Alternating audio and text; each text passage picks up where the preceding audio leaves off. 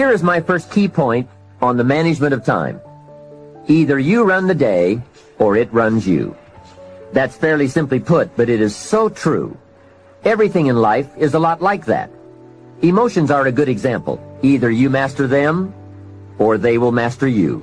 Something is always going to master, and something is always going to serve, whether it's your emotions, your enterprise, or your project. Difficulty will serve or master. Fear, anxiety, inclinations, they all serve or master. We must learn to send our inclinations to school, to teach them how to behave, how best to serve, and to learn their true value. So that is key one. Get in charge. You be the master. It pays to take a look often and examine all the parts of your life and all the things that you are involved in and all the things that are affecting you so that you can get an intelligent answer to the question, who's in charge here? It's so easy when you get something started to unwittingly relinquish the reins of authority so that it begins to subtly but surely take over. Soon you become the servant. It dictates, it demands, and you respond. So let's turn this whole challenge around. You take over the reins of authority. You subtly but surely take charge. You dictate, you demand, and you will be delighted to see early signs of positive response from your enterprise, your business, and your life. The next time management essential is to learn to say no. I had some difficulty here. It is so easy to say yes to everything, trying to be a nice person, and then have to spend all that time trying to come up with excuses to get out of the obligation. It's one of the great time wasters. How much better to say, no, I don't think I can, but if that changes, I'll give you a call. And isn't it a better feeling to call someone with the good news, I can come, than with the bad news, guess what? I can't come. When in doubt, learn to say no. A friend of mine, Ron Reynolds, has a good saying, don't let your mouth overload your back. That's a great thought to keep in mind when scheduling your time.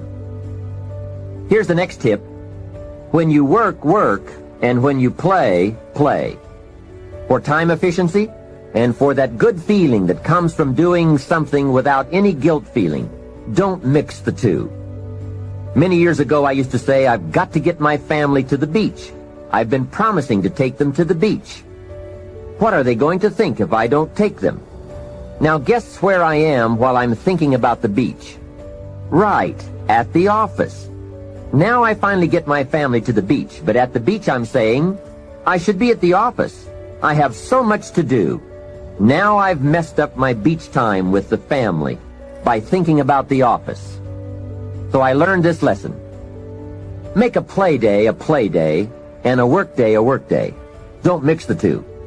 Sure enough, if you say I'm going to take off at 3 o'clock and go play, guess what you are thinking about all morning? Taking off to go play. So don't play at work, and don't work at play. It's a great rule to follow to ensure that your time is used more effectively. Now, I know all of this has to be modified to fit your particular situation. No one rule will apply to all, but keep the main thought in mind. Separate work and play. When I take a lecture tour to Spain or Africa or Australia, I make it a work trip. Every day is filled with lectures, speeches, and business conferences. Then I arrange a play trip, because when I play, I really want to play. A builder friend of mine now has the luxury of working a week and taking off a week. That's what he calls it. Work a week, play a week.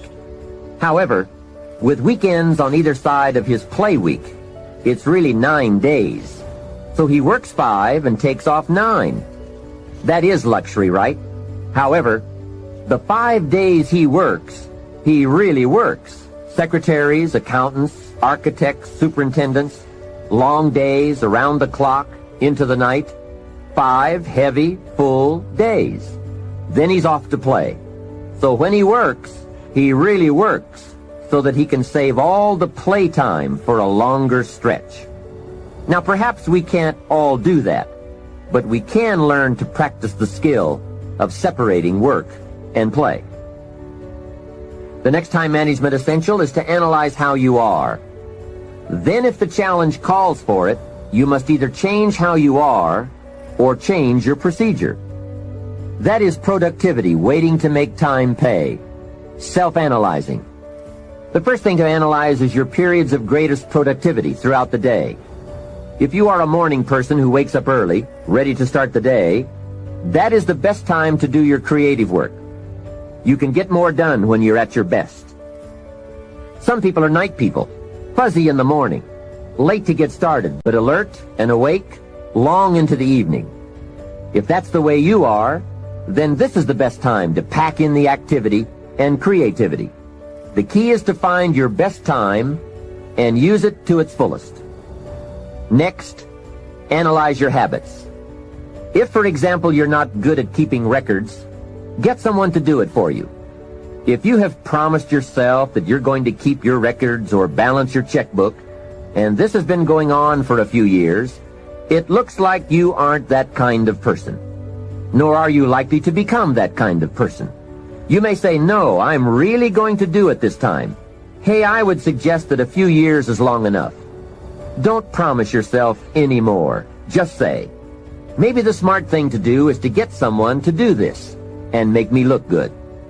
You would be surprised at how often you can remain a lot like you are in many areas if you will just make the arrangements to have it covered. Some years ago, my office came to the conclusion that I was a poor courier. Someone would ask me to take a check to San Francisco, since I was going there anyway. I would say, sure, no problem. Put the check in my pocket and fly off to San Francisco. Guess when I would next hear about that check? From my dry cleaners. Next time someone says, this document has to go to New York, will you be sure to give it to them this time? I'd say, of course, you can count on me this time. I'm not flaky. So I put the document in my briefcase and head off for New York. Guess what? Right, it would still be in my briefcase when I got back to the office the following week. So there is a saying now in my office, don't give the chairman anything. He's good at some things, but he's a poor courier. Make other arrangements. And that is my point. There is nothing wrong with admitting that you just aren't going to do certain things as long as you are clever enough to make arrangements to have them done. It's much better than continually promising that you will when the chances are good that you won't. Next time management essential, the telephone. What an incredible instrument for business, social, and emergency situations. The job it can do for you is unbelievable. However, there are some tips for using the telephone so that it won't use you. Here's the first one. Before you make a call, make an agenda. An agenda is simply a list of the items you want to talk about, especially if it's a business call. It is one of the better habits to develop. Did you ever make a call and toward the end of the conversation say, let's see, there was something else I was going to talk to you about. I just can't think of it right now, but if I think of it later, I'll call you back. A great time waster. And for a business call, not very sophisticated on your part. Making an agenda before you make a call serves to keep your conversation on course, so that you cover the essentials without missing any of them. Also, it helps to keep the conversation on track and control the tendency to wander into non-essential chit-chat. It is also a money saver. The extra minutes saved by keeping to an agenda and a few pleasantries is major. I know. My business telephone bill just in California got up to $13,000 a month.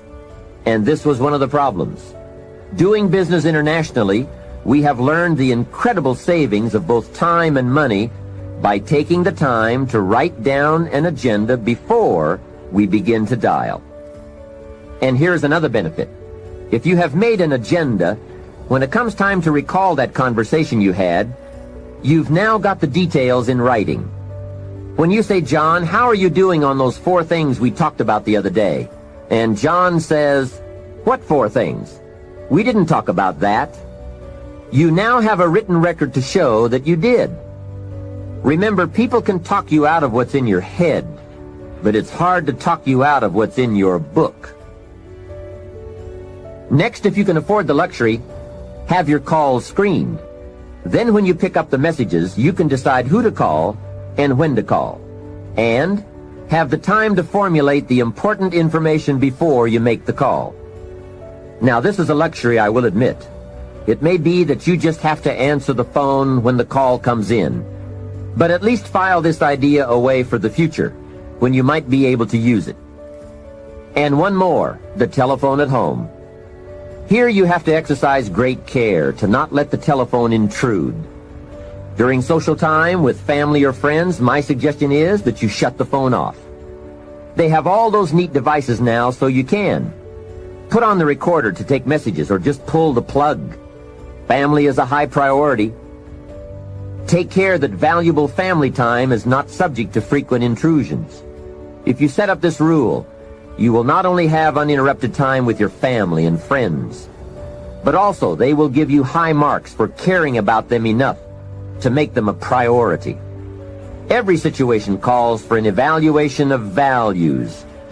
You've just got to weigh everything and make the necessary adjustments if you want to get full time and full value out of your life.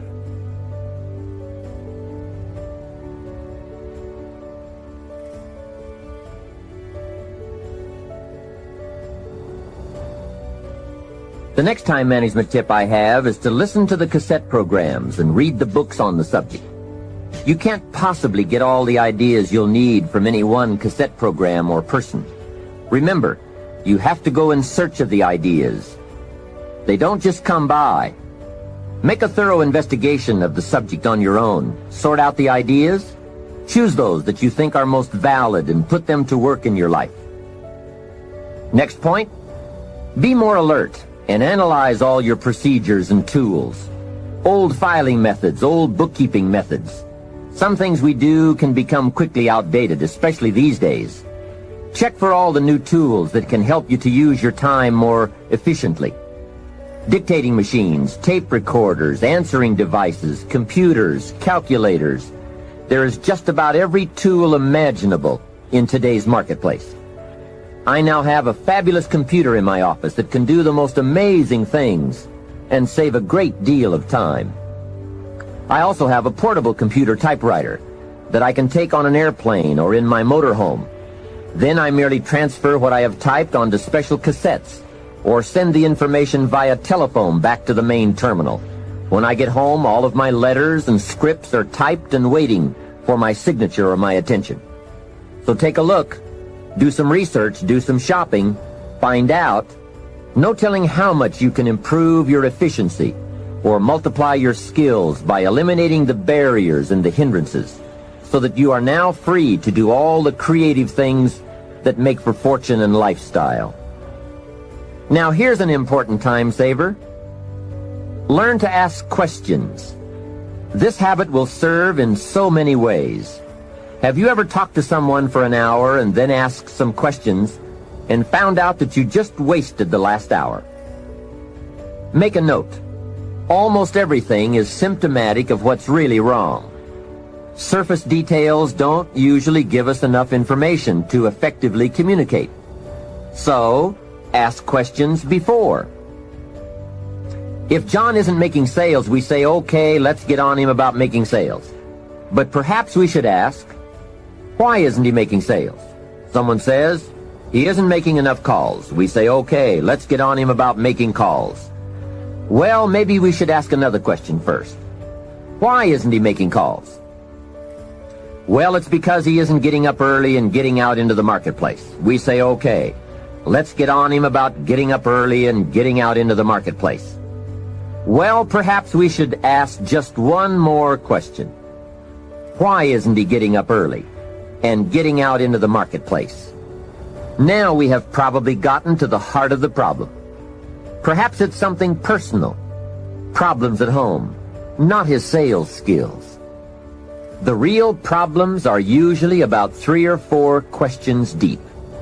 So if you get good at asking questions, you can save yourself a lot of time by getting right at the heart of the matter when dealing with other people. Otherwise, you tend to waste valuable time just finding out what the problem really is. Now here's the last part of time management. Learn to think on paper. From all of my experience working on many projects and in many countries, one of the major time savers is thinking on paper. It is so important to take things out of your head and put them on paper, then work from the paper. Building your business is a lot like building a house. You take the ideas out of your head, put them on paper, and then build from the plan. We have a saying on this idea: operate from document, not from thought. It's just about over when a person wakes up in the morning and says, "Let's see, what shall I do today?" Too late, right? The best thing you can do now is to take today off and at least plan tomorrow. Let me give you 4 major ways to think on paper. The first is a journal. I spend a lot of time talking about journals in my lectures and programs, primarily because it is such an invaluable tool for the serious student of the better life. A journal is merely a gathering place for all the good information that comes your way, from sermons, from books, from lectures, from business conferences, magazines, thinking time, research, any source of information that you feel is worth keeping. Don't let the good ideas of life escape you. Remember, most good ideas usually only come by once. Get into the habit of capturing them with pen and paper by making daily use of your journal. Now maybe you won't write in it every day, but at least make sure it's with you every day. Here's the second way to think on paper: a projects.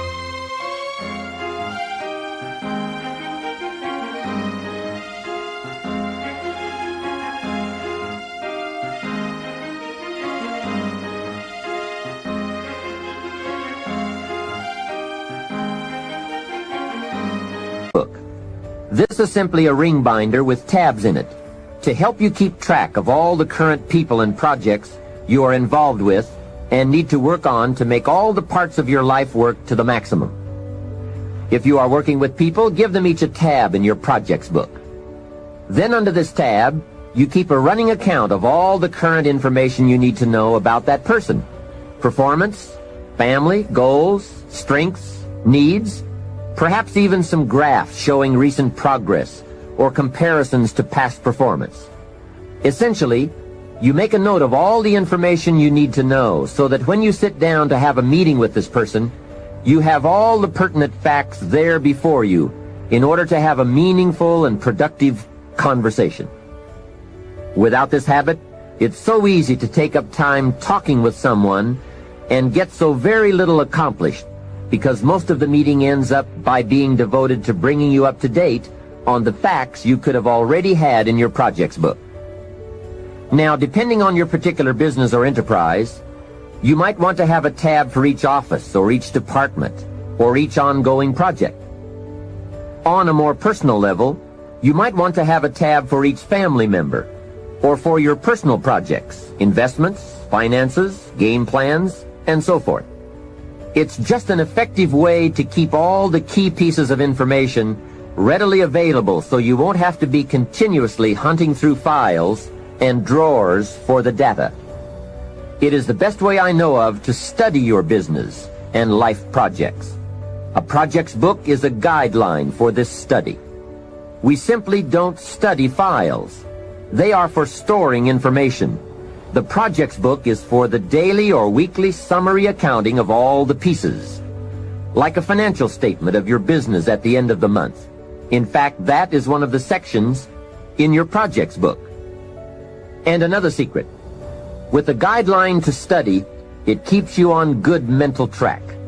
If you try to study your business and your life in your head, you will for sure miss something, miscalculate, or let your mind go undisciplined in those high thought areas where the ideas and plans and inspiration for fortune lie. It's the organized, better disciplined thought that produces abundance. Everyone is thinking, but mostly about how to get by. I'm asking you to develop these tools and disciplines to think about how to become wealthy and happy, powerful and influential, sophisticated and unique. The next way to think on paper is to keep a day timer, a daily log of your list of things to do and your appointments and schedules. This is where I also keep the agenda for my telephone calls. It becomes a clear and useful record. If you have a business and need to keep track of expenses for income tax purposes, your day timer should also accommodate this need. A day timer is also a good place to record telephone numbers and other key information that you need on a daily basis. Basically, it's a way of keeping a record of your daily activities. Your day timer can also be used as a gathering place for all the details or highlights from your day which need to be logged into your journal or projects book at a later time. It's just an efficient means of keeping track of your days and scheduling your projects and appointments. I strongly recommend that you develop the day timer habit. It only takes a few minutes a day to keep your records up to date, and the time and information you save by using one is massive. Now here's the fourth way to think on paper: the all-important game plan. A game plan can make all the difference in the world in how your months and years work out for you in terms of both accomplishment and satisfaction. Whether you do business at home, down the street, within the community, or around the world, game plans are essential for maximizing productivity. Here's a phrase worth remembering, and that is, don't start the day until you have it finished. That idea is worth the money. A plan before you start. A day is a major piece of the whole strategy of your wealth plan, your success plan. I know it is laborious, but it's labor and effort that pays in cash and accomplishment. And remember, value is on the other side of effort, not hope. Now, if you want to make a lot more progress and income, here's the key. Don't start the week until you have it finished. Of course, it is more challenging to finish a week than to finish a day, but the pay and the results are so exciting, you won't mind the challenge. And if you want to make a lot of money and big success, don't start the month until you have it finished. That one is a stretch, but high in reward. Now, if you want to start walking among the heavyweights, here's the key. Don't start the year until you have it finished. I don't want to kid you. This one is difficult. It's reserved for those few who do and become the superstars in accomplishment, enterprise, wealth, influence, and life.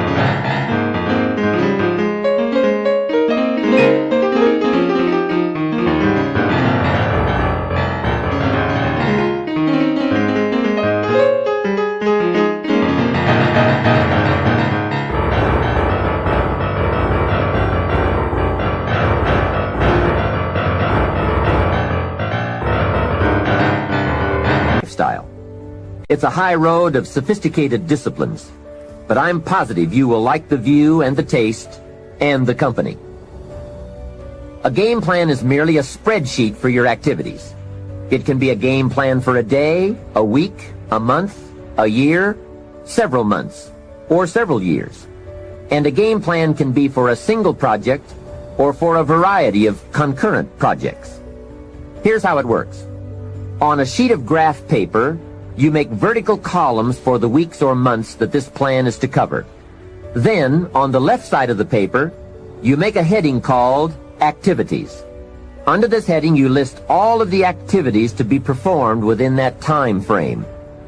Let's say that part of your business requires providing ongoing training programs for your employees. Under the column marked Activities, you merely list the various training programs you wish to conduct for the next 12 months. Then under the vertical columns for each month, you block off particular periods of time for these training classes. Game plans can be used to help you plan almost any aspect of your business or enterprise. They can also be used to help you organize all areas of your life, from investment plans to reading plans. Game plans are particularly useful when it comes to scheduling family time, vacations, special weekends and trips, and so forth. Everyone who is important to you wants to see where he or she is on your game plan, especially if your business often requires you to spend a lot of time away from home. And remember, there's nothing like a visual plan. It's so much more effective to be able to show members of your family where they are on your game plan, as opposed to merely telling them in conversation. Now, a game plan can be as detailed as you wish, and please be forewarned now that you are probably going to tear up several before you get what you want. This is something you have to work with. Every game plan must be tailored to fit a particular need. The chart you use for your personal plans may not necessarily be suitable as a chart for your business plans. Here is another key benefit of using game plans. If you have your plan in your projects book or up on a wall somewhere, it serves as a constant reminder to get busy on all the activities you have scheduled. Or, if there are a lot of blank holes beside the activities you have listed, your plan reminds you to get busy scheduling them. Now you might well ask, doesn't a calendar do the same thing? Not really. Many of the events on your game plan will be on your calendar, but here are the major differences. First, the visual reminder of the spreadsheet and the list of activities on the left that have no corresponding time assigned to them on the right serve to remind you of what is not yet done. A calendar just won't give you that kind of information. And second, it is so important to take a look at 3 months, 6 months, 1 year at a time for highly effective planning. With a game plan, you can get a sense of the whole picture of the time frame and all of the important activities at one look. To effectively design something, you just have to have a picture of the whole finished project, complete, or as complete as possible. Game plans are both exciting and painful. Painful because of all the things you must get on with and plan, make up your mind about, or give serious thought to. And painful because they illustrate how far behind you are sometimes. But they are also very exciting, both because they help you to foresee how your life, your business, and your family are going to unfold over the coming months, and because they can help you get the job done. It's like looking at the artist's rendering of the finished project. It brings all kinds of feelings to the surface as we see it all take shape and unfold. And it also gives you that incredible feeling of being in charge. You have your life in hand and in order and well designed. Remember how valuable a day is. It is part of your whole life enterprise. A day is like a piece of the mosaic of your life. Fashion it wisely to the best of your genius. For as someone once said, at midnight, the winged messengers come and gather up all these pieces and take them off to wherever the mosaic is kept. And surely on occasion one messenger says to another, wait till you see this one. A well-fashioned day with a beginning and an end, a purpose and a content, a color and a character, a feel and a texture. This well-fashioned day takes its place among the many and becomes a valuable memory and treasure. An equity of experience and spirit and light. And remember, the genius to do all this lies within you. Never forget that. Some people say, if I was as smart as you are, make sure you make the correction in thinking to say, if I had developed as much of my smart as you have. That's it. We're all smart enough. We just have to develop